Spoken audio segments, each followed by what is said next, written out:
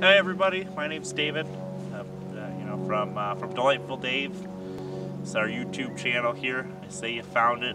So you're watching the intro video where you're gonna find out a little bit more about me and what I do. So, which is what we're gonna be doing here today. So, and I'm gonna try not to mess it up.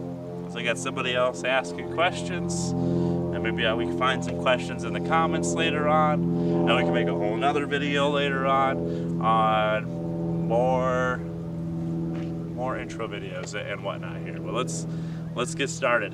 My favorite songs from my teenage years. That is a very good question, actually.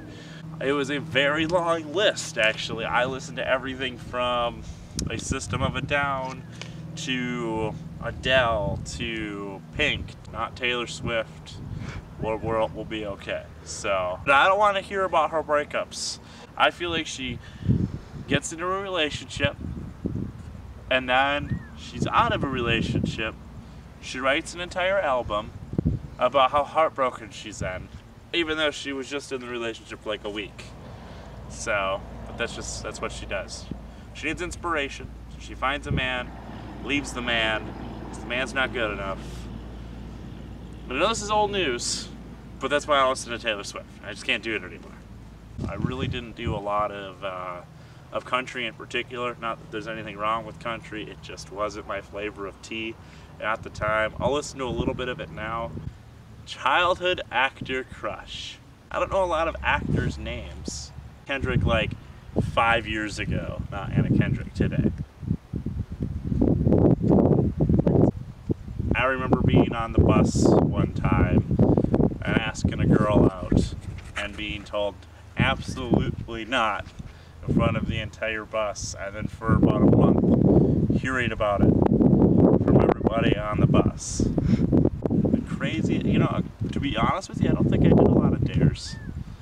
So, I mean, when it came to dares, the only one that I can vividly remember is being in a hot tub when it was like negative 30 degrees outside and being dared to jump in the snow, which I had no issues doing.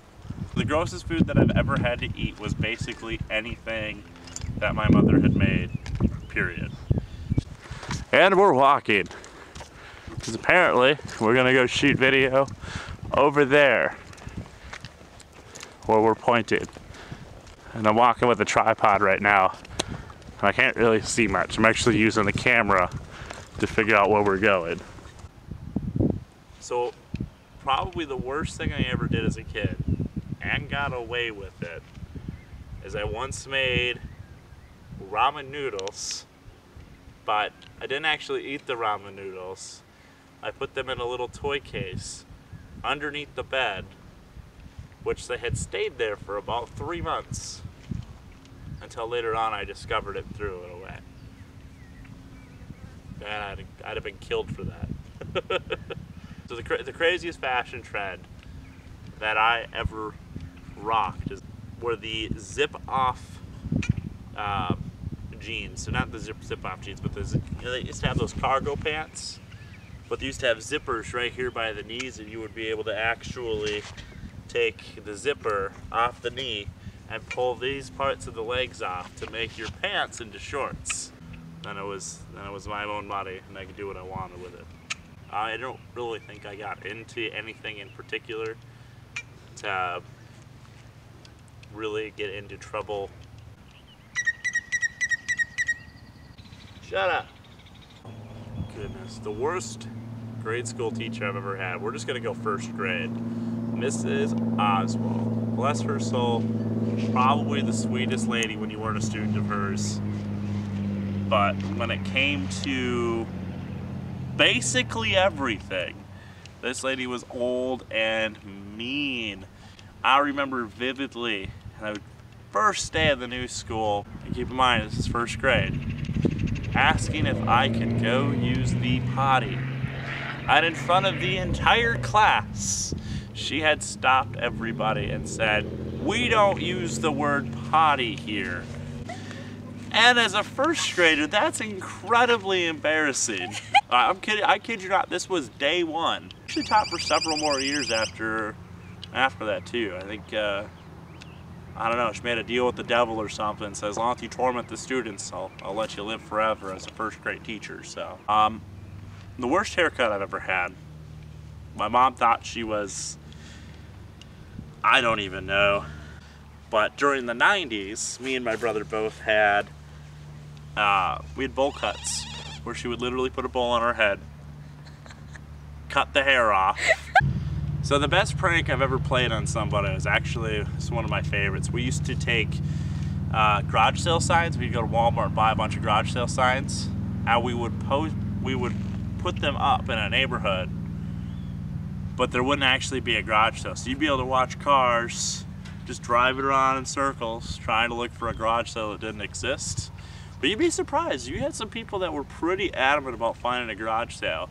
We had this old couple spend about a half hour driving around in circles in this neighborhood. It's a small neighborhood, looking for what would possibly be a garage sale. And the signs were going every which direction, right? So usually we try to put them in a loop so people would go in a loop and they'd be like, okay, I gotta keep going, I gotta keep going, I gotta keep going. But we had like a whole train of cars at one time just searching a neighborhood for a garage sale. It didn't exist. So probably the best $10 to $20 prank that we've ever done. So as a group of friends back in the day. So cops are always after us, people. A completely safe animal am I actually afraid of? I'm not the biggest fan of worms. I really don't want to be near them. Like if we're walking down the road and it rained and all the worms would come up out of the ground, I'm gonna go out of my way to avoid them because they're worms. Well, what's the one thing you're gonna take with you to a deserted island if you could take one thing? The answer to that question is fucking tacos. If I had to be an animal, I'd probably be a turtle. Because turtles are fucking awesome. I've never met anybody that says, oh, I don't like turtles. Everybody likes turtles.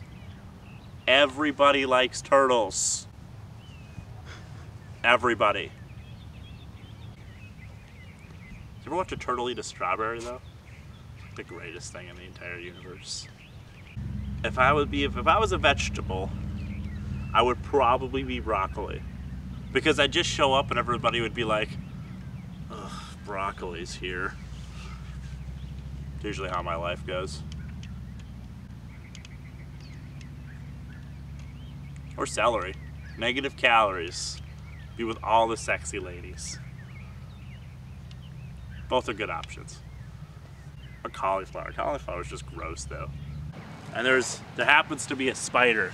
So, which is my job. Where is he? Okay, we're good. Where is he? He's floating away. He's gone. You don't mess with Phoenix spiders, people. So the question is, would I rather be able to talk to every single animal in the entire world, or would I rather be able to speak foreign languages? No, honestly, I think I'd rather be able to talk to all animals. Because at a technical speaking level here, I get all technical and nerdy here, all humans are animals. So technically, you'd still be able to communicate with people who speak other languages. Because now you can speak to all the birds. It's like the birds earlier here, we'd be able to hear what the fuck they were saying, which was probably like, hey, them fucking assholes are recording a YouTube video. And the other bird's like, yeah, they are. And then they flew off. That's how I imagine it. So the question goes, would I rather be able to say everything that's on my mind or never be able to speak again? Can you imagine this YouTube video if I can never speak again? It'd just be me going, trying to explain things or on pieces of paper. I probably wouldn't last very long in my sales job if I said whatever was on my mind. Just buy it, just buy it, just buy it, just buy it, just buy it, just buy it, just buy it.